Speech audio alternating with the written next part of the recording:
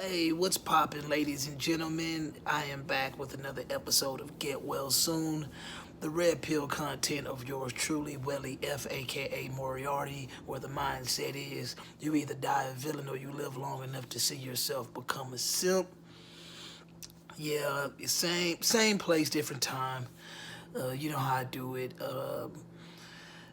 Still in recovery mode. I'm just posted up right now. I've been pretty much watching movies all day, and as you see, I stumbled across another Red Pill classic that I definitely feel I need to talk about for the next few minutes.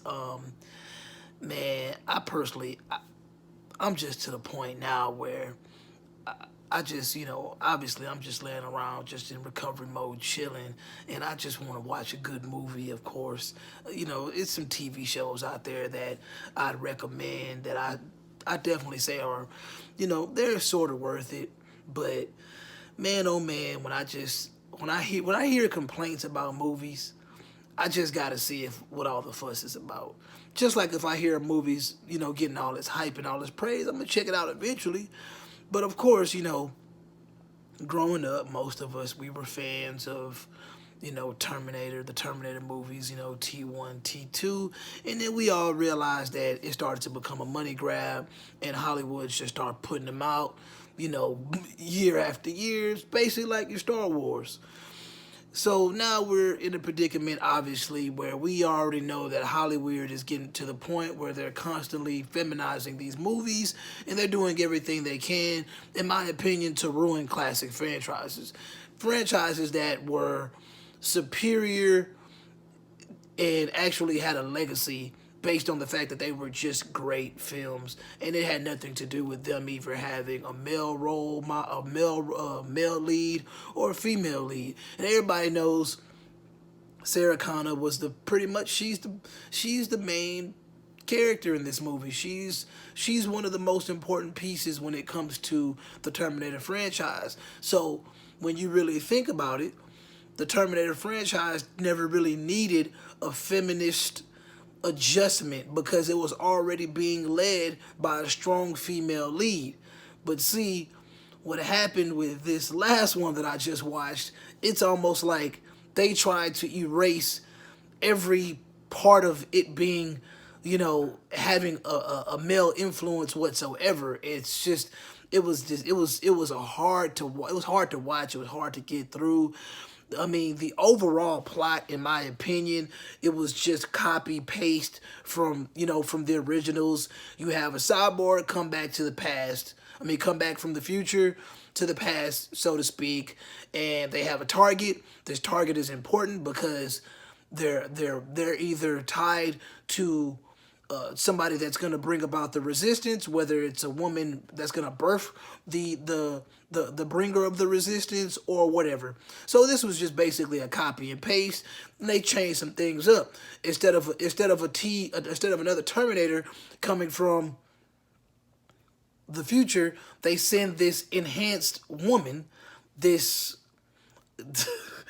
man, this woman played this woman. I think her name was Grace, played by Mackenzie Davis. And I mean, so many scenes in this movie were so damn cringe. It was embarrassing. I don't know where Mackenzie Davis is from, but I'm not an actor. But I know good acting when I see it, and I didn't see good acting from her. She seemed like she was playing a role that she was really forcing herself to play just because she probably wanted to be a part of the movement. She probably wanted to be a part of this feminist resistance in Hollywood going on right now. And hey, kudos to her.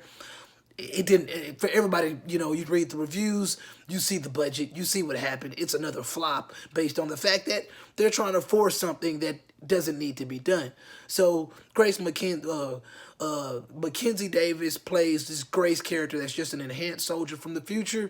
She comes back, and immediately you just sense the vibe that she's this cocky, arrogant cyborg for the most part, and you're looking at her like, okay, what is she gonna do? And then you send obviously the person that's coming to do the assassination is this Rev 9 character played by this Hispanic guy. This Hispanic guy, as soon as he comes on the scene, I mean, he gets washed the whole time. Like, I can't really recall this Rev 9 character, which is similar to the T2 character, but the T2 character, even being a movie made in the 90s, the T2 character was still more, how do I say, he seemed more sophisticated. The liquid metal in the 90s that James Cameron created, I think it was James Cameron, created with the original T1 and T2, just looked so much more beautiful, sophisticated. It just looked better. Like, the CGI in this movie was low end. It was crappy. I mean, good Lord. I just don't understand how it's 2019, 2020, and you guys take a step back.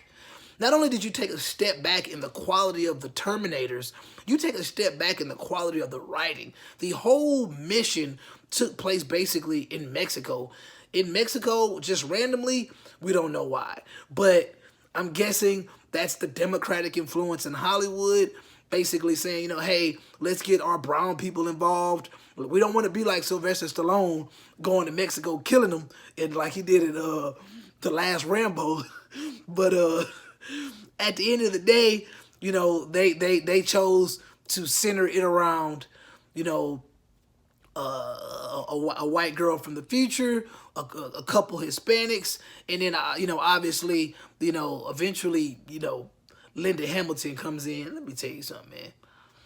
I don't ever want to see Linda Hamilton in a movie again playing this supposedly grandma badass.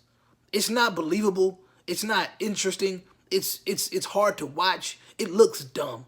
Like, she doesn't even look physically capable of doing anything she was doing. I mean, don't get me wrong. I understand that she's probably in decent shape for her age in real life, but you couldn't sell me on the Linda Hamilton as a badass 30 years later. You're not selling me on that. It was cheesy. It was very cringe. It was not enjoyable.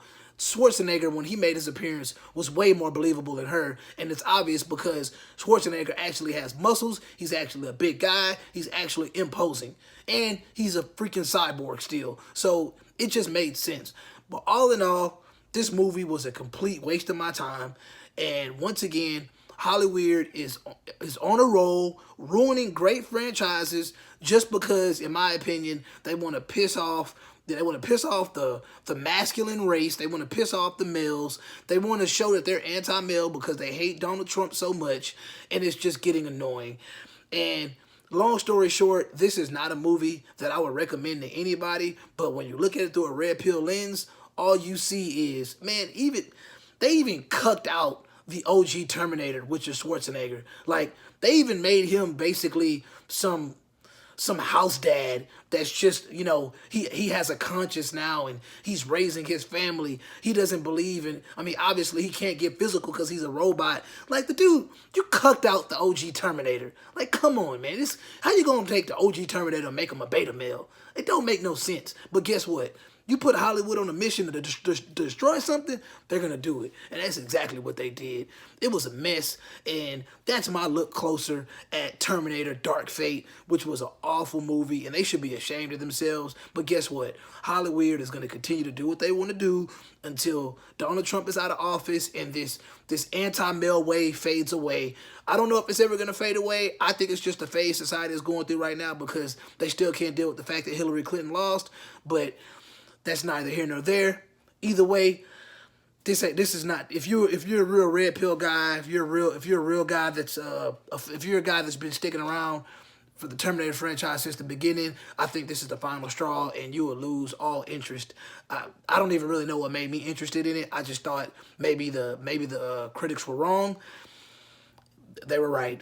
And with that being said, until we meet again.